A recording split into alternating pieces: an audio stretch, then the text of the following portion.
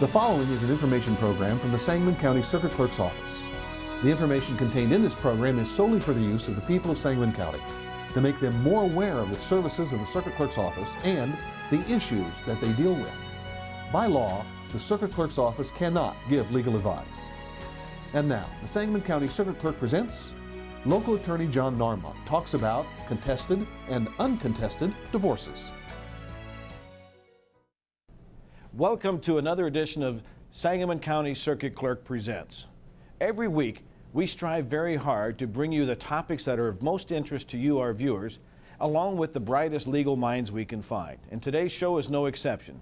We have a brilliant local attorney by the name of John Narmont, who's going to talk to you today about divorce. Good afternoon, folks. My name is John Narmont. I'm a lawyer here in Springfield, Illinois. I practice a fair amount in divorces, contested divorces, agreed divorces, and all those parts which relate thereto, such as paternity cases, which we didn't used to have a lot of years ago, and now I think those probably even supplant the amount of the divorces. What the Circuit Clerk's Office does is try to help you get ready to get a divorce, and they're good enough to provide you with forms and documentation that you can use. But you have to keep in mind that the form and the documentation is only as good as the people that put it together, whether you hire a lawyer, whether you do it yourself. And we're going to talk a little bit this afternoon about what people can do to assist themselves in getting a better set of documents. And I'll give you an example of why I say this. Recently I have a couple of cases ongoing where people got their own divorces, and those were fine, and they accomplished the purpose for which the people thought they were accomplishing them. Along the way, the wife asked the husband in both cases to sign something so she could get her pension or retirement monies, and he did that. Now another 10 years goes by, and all of a sudden the husband's ready to retire, and he goes to his pension people, union, company people, whatever, and they say to him, well, your wife's got an interest in your pension. He says, oh no, we got a divorce. Here's my divorce decree. Well, the divorce decree makes it around the circle, goes to pension lawyers, and comes back, and they say, well, you still need her signature. And guess what? She doesn't want to sign, because all of a sudden she thinks she's got a right to something that she maybe initially, when the divorce was handled, she wouldn't have made an issue of if there would have been a pension order drafted, prepared, signed by the judge, which gave her pension, gave him his pension. So instead of actually saving money, which is what these people were doing because they wanted to do it without an attorney, and I don't have a problem with that, that's fine. Many cases can be done that way. But what they've really done is cost themselves both money hiring lawyers to deal with these pension issues now, some 10, 15 years after the divorce order was actually entered. And the judge, of course, right off the beginning says, well, what's going on here? This case is 15 years old. Why do I have it again? And with the pressure that I see judges under in many counties, and this morning was an example, is just hundreds of cases floating around that deal with, particularly this time of year, with visitation, with holiday time. All of those issues like that need to be addressed. So what I'm saying to you is, be sure that you've covered all the issues that have to be addressed in the divorce order. Now, a common thing, a common statement I see come into my office all the time is, well, I can't get divorced for 6 months. That is just bull. You can get divorced in 30 minutes if you want to. The other statement, which a lot of lawyers don't even follow, people say, well, I can't file for divorce until I've lived here 90 days. Well, that's also bull, because the statute doesn't say that. The statute says you can't get divorced for 90 days, but it doesn't say you can't file. And literally, people come into the state and file 30 seconds after they've crossed the line, and they're in Illinois, and you're going to say to me, well, why would you want to do that? Well, that might be the control factor to determine whether your case is heard in Illinois or Texas or Missouri or Indiana.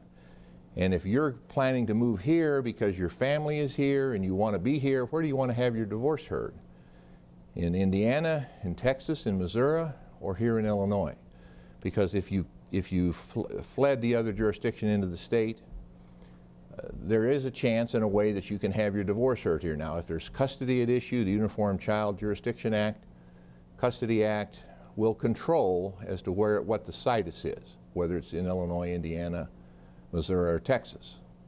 And those are issues that have to be addressed. But whoever gets the game started, swings at the first pitch and hits the ball into the outfield is probably going to be in a pretty good control position to handle the case down the road. And believe you me, it's not just the law, it's the positioning of the parties, positioning of the children. Let's deal strictly for the moment with just assets. You're going to have motor vehicles involved, and the order needs to be very specific and say who gets which car, who pays what debt, or who pays what loan. And the reason you need that is because many times you're not going to be in a position to get the car title signed to you. You may have possession of the car, you may be paying the debts and the financial responsibilities on the car, but you still can't get the title because the title's in some bank in New York or some bank in California. And that title's only going to be available 2 or 3 years after the loan's paid off, or maybe if you trade the car or sell the car or trade the car in, then maybe the dealer or the bank that you're dealing with at that point is going to get that title. But you need something in the court order that indicates who gets what vehicle, who pays what debts, and who is ordered to sign what titles when they're available. Because you don't want to go back to ground zero and start over again, or in some cases be put in a position where you've got to concede some other point, some other involvement with the case, as opposed to getting done what you can get done initially. Let me say, the grounds issue, that today in Sangamon County, as well as throughout the state of Illinois, I see in front of judges, is not something the judge wants to hear a lot of. If you have even if it's a contested divorce, the judge doesn't want to hear about grounds. So you're really talking about something that's 30 seconds or 60 seconds. If you can't get grounds over in 30 seconds or 60 seconds, you need not be in this business of doing these kind of cases, because that's really all we're talking about. The real problem is the property, the pensions, real estate, for example. You may say it's non-marital real estate. Nobody disputes that. However, the simple thing to do is to get a quitclaim deed. For that, you're going to need a deed or a mortgage to get a legal description off of. You're going to convey that to the other party, or to have it conveyed to you. And the end result is that that just clears the title. So if down the road there was some flaw or some niche or something fell through the cracks, you're in a position to get that issue resolved if you had a simple quitclaim deed and you got it signed, and then after you got it signed, you have possession of it. And you don't forget to go to the Sangamon County Recorder of Deeds office or the Recorder of Deeds in whatever county you have this real estate and get it recorded. Don't be like some people. I can think of a governmental agency back about 30 years ago, came into my office and wanted to know why a client of mine had built a house on a piece of land. And they said to me, the county department said, "Well, we've owned this land for 40 years. Showed me a deed." I looked over the deed and said to the nice gentleman that had it to show me, I said, "Where's the recorded one?" He said, "What do you mean?" He said, "We got a file drawer in drawers in cabinets sitting in our office. We must have 100 or 200 of these deeds." I said, "You do? Well, which one did you take to the Recorder of Deeds office?" And suddenly the fellow packed his bag, snapped his briefcase shut and left, because in fact what had happened, they never recorded the deed. So obviously the land was sold by somebody else to somebody else, and a house was built, and my client, the owner of the property, ended up with the land and his house, of course, because he built it there. And that's one of the reasons you get title insurance. But all I'm saying is a deed, get it signed, get it recorded, get it taken care of properly. Now, the most important issue probably for everybody who's getting a divorce is if they're children. Now, the circuit clerk, again, is going to provide you forms that you can use. But the forms are only as good as the information you put down. Let's also keep in mind the following, that there are 4 people in every divorce case, 2 of which you know that's the husband and the wife that are getting the divorce. But there's a new husband or new boyfriend, there's a new wife or new girlfriend. You got 4 players. You have 2 people stirring a pot of soup and they don't get along, that's why they're splitting the sheet. You put 4 people stirring the same pot of soup, it's only going to get worse, it's not going to get better, because you got everybody's input. And you end up with his kids, our kids, her kids. All of this has to be structured. So what I tell people is, you may be getting along today, and then most of the time your getting along today is going to last till the ink's dry on the paper. Some of them go a little further. People want to put down there, well, he can see the children or she can see the children whenever it's convenient. That's just a lawsuit. That's just waiting to hire another lawyer to come to court to straighten out a mess. So the most important thing is, while you're wanting to get the divorce, while there's pressure on all sides to get it done, maybe because you want to take up with somebody else, maybe because you want to get married to somebody else, and maybe because you're just fed up with living like you're living.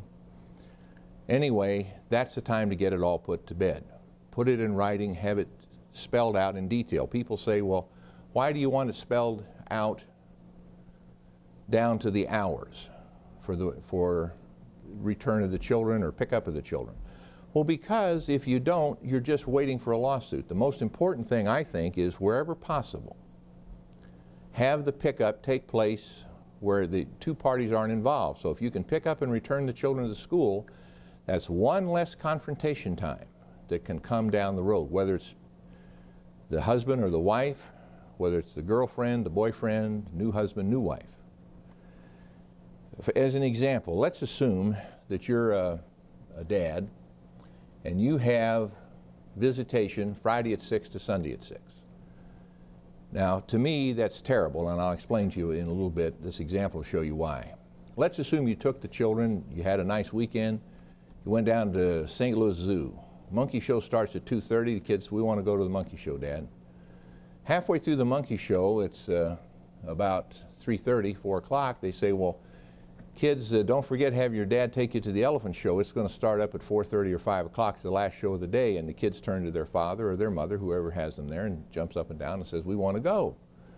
Well, if you're a normal parent, even if you're not a normal parent, you'd want to respond to the children, right? You'd want to go, and you'd want to have them participate and see this thing. And they want to go. They had a great time. So they want to finish it off right. So you pick up your handy cell phone. You dial the person on the other end and say, well, I want to bring the kids back at 8 o'clock because we want to go to the, that's the purpose of your call, we want to go to the elephant show at the St. Louis Zoo. 90% of the time, the phone will not be answered. I guarantee you. 9% of the time, it will be answered, and the response will be hell no. And 1% of the time, it'll be, well, yes, you can go ahead and do that. So you're faced with the following choice. Do I ruin the kids' weekend? Do I say, heck with it, I'm going to go to the elephant show with the kids? And you decide to do that. And of course, you're a couple hours late getting home. And when you pull up in the driveway, here sits the car with the red lights going. Now, do I think you're really going to be arrested and put in jail? No. Do I think it's going to be embarrassing for the children? Yes. Do I think it's going to be upsetting for the children? Yes. If you just simply had your visitation schedule read, whenever the start time, we'll deal with that in a second, and return to school Monday morning, look at all the time that you can have and do activities with the children, that there's no interference. You don't have to worry about whether the elephant show starts at 4:30, 5 o'clock, 6 o'clock, or whether you get home at 7:30 or 8, because you don't have to sit and worry or ponder about this incident. The other thing that is important is the starting time. And I believe that weekends, this is my personal philosophy, but I've seen a lot of lawyers and judges adopt it, that visitation for the weekend is Friday, is Thursday after school, return to school Monday morning.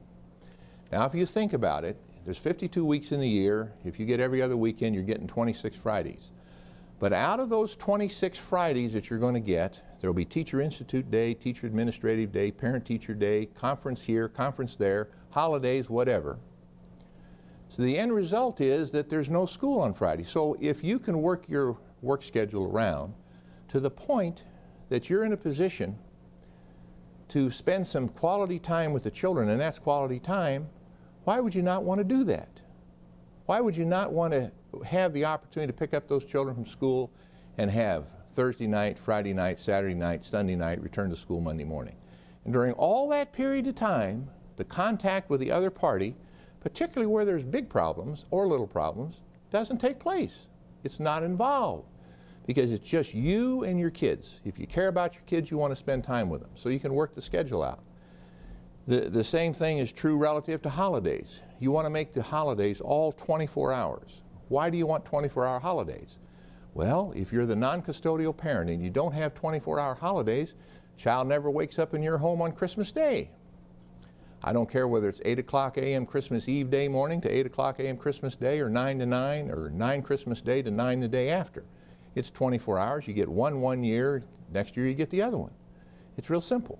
I did once do with another attorney an order that said on Christmas that the other party got to pick every other year what the other side got. So the husband could pick for the wife could pick for the husband. I told my client, I said, this involves a little bit of communication, which everybody should strive for. But I said, it's not a bad deal, because if the other side screws you on vacation, your Christmas time, your holiday time, whatever it is, your part of the week or Christmas holiday week, then you just turn the tables on the other side the next year. Now, there's a 1-year delay, and I never did happen to hear, well, I never heard from the other lawyer, never heard from either party, so they must have worked out. But it was equalizing the control and the power, because you knew that if you messed with somebody's holiday time in year 1, you were going to catch the same lumps in year 2. And it's really relatively simple to solve that problem. That's the reason for 24-hour holidays. And usually you try to use the state holidays. I believe in some tweaking of that, so that if, for example, if the holiday is on a Monday, then you keep the children until Monday evening to go back to school. If it's like a weekend, which has a Martin Luther King Day or something like that, that's on Monday, celebrate it on Monday, then hook it in for another 24 hours if you can, or sometimes you can go to return to school Tuesday morning, because again, that's quality time you can spend with the children. The other important thing to keep in mind is this order that you participate in preparing, whether you have a lawyer do it or you do it yourself, is going to be an order that's going to bind you, particularly if you have really young children, for the next 16, 17 years. So you need to be sure that everything is spelled out. I have sat in my office on Christmas Eve and get umpteen phone calls about, when does my visitation start on Christmas Eve? I get Christmas Eve, when is that? And my answer is whatever your order says. Well, the order just says Christmas Eve. Well, I don't know whether that's 24 hours, 12 hours, 18 hours, when it ends, when it starts. That's something that's got to be done, and the time to get it is when everybody is getting this divorce order prepared. Again, whether you're doing it yourself with their forms or you have a lawyer do it, you put all this down, you get it handled. There's some other quality time that needs to be spelled out. For example, the time involving the Christmas school holiday session. First thing I'm going to hear from you is, well, the kids aren't in school yet. Well, so what? Whatever school district the primary custodial parent resides in, that's the calendar that controls. You consider your Christmas holiday time from 6 o'clock p.m. the day school is out to 6 o'clock p.m. the day the school starts again, the night before. Pull out the two 24-hour holiday periods for Christmas Eve day and Christmas Day, and split the rest of the time in half. One year you get the front half and a little bit of time after Christmas Day. The next year, most of your time will come a few days after Christmas Day until New Year's Day or the day after New Year's Day. This morning it came up in a case that one school's not even going back until the 7th of January. Well, they're going to be out for pretty close to 3 weeks. Well, isn't that time, that you could spend and would want to spend with your children or child and have some quality interaction? You can do the same thing for what I call the Easter spring break or Easter, that's another time. And then you need to work out some time in the summer. And it needs to have equal participation. If the non-custodial parent gets 2, say, non-consecutive weeks, custodial parent needs 2 weeks.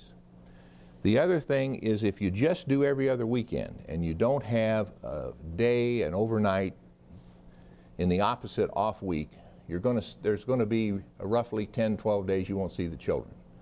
That's not necessarily good. So my suggestion to people is consider another overnight in every other week, like Wednesday or Tuesday before the weekend that the other party has the children.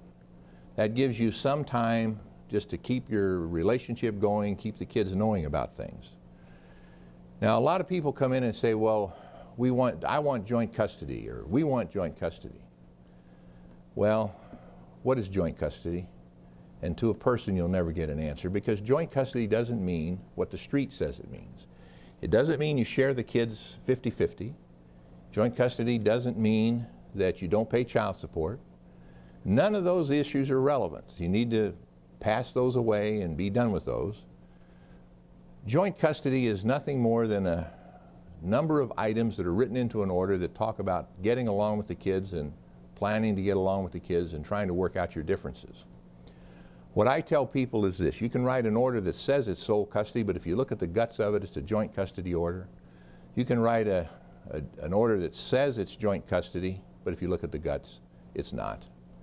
But there's two areas of importance in every divorce order. I don't care, joint, separate, sole, whatever it is.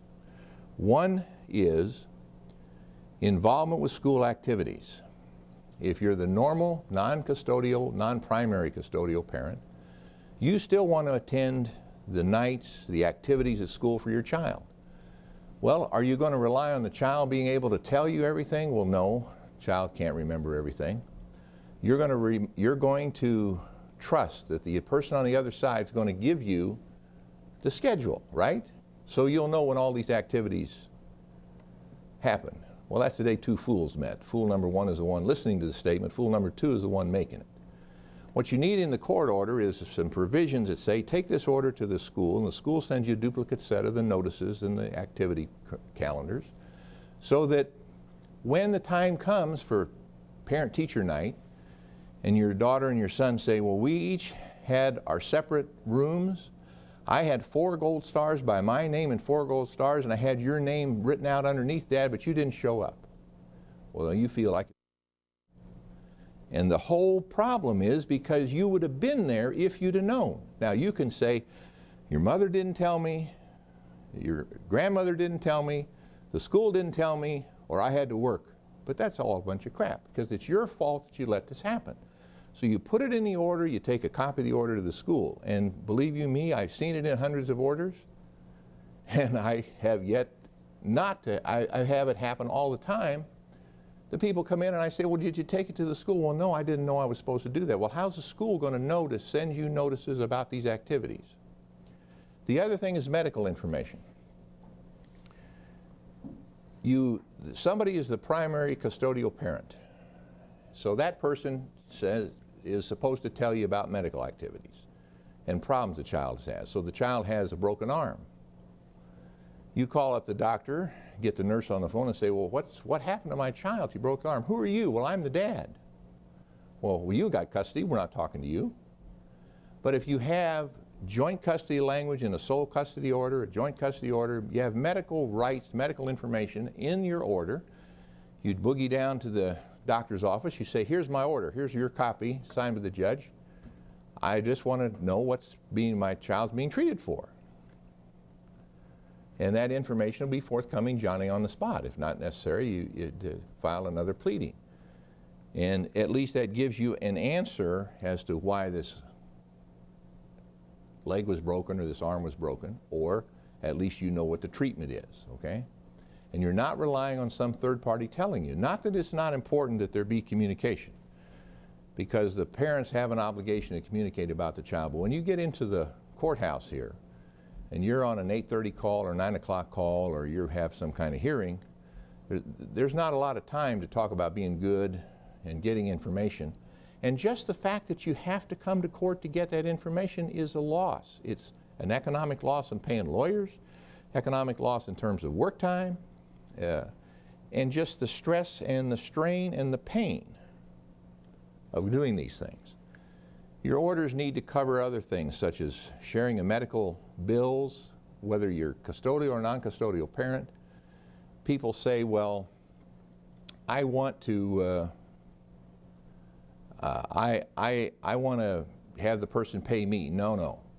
You want each person to be responsible for 50-50 on the uncovered medical. The reason for that is it stops people from jacking up the bill and running it up and just taking child to doctor when it doesn't have to happen. At the same point, if there's very real need for medical services, dental services, eye services, whatever, this all needs to be covered so that you don't have an argument about when the child reaches age 14, does she get glasses or does she get contacts? Well, accept the fact that you're going to, if you're the non-custodial parent, you're paying half the bill. But if somebody else is paying half the bill, that at least is going to give you some satisfaction that people aren't jacking up the price or running up the bill or just running the child to the doctor to get bills run up. Have I seen that happen? Sure. It happens all the time.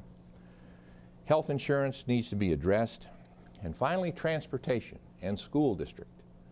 Transportation, because if you're the non-custodial parent, you can wake up on Monday morning and somebody dial you up and you got visitation on Wednesday and say, by the way, over the weekend we moved to Fairview Heights.